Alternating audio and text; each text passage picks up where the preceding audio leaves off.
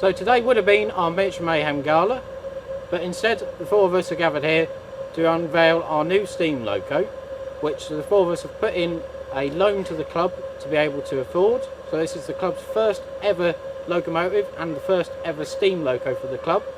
The club are planning on running it as much as they can as soon as we're able to after all the restrictions are lifted, and we want to be able to take it all around Norfolk and run it here at Topfield as well and get it to earn its keep.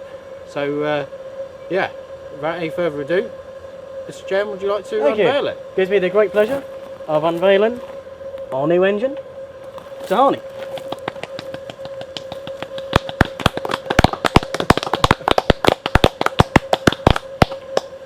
Right, there we go. On, let's take it along the line and see what we can do then. Hang on, let's have a picture of all of you at smelly distanced. All right.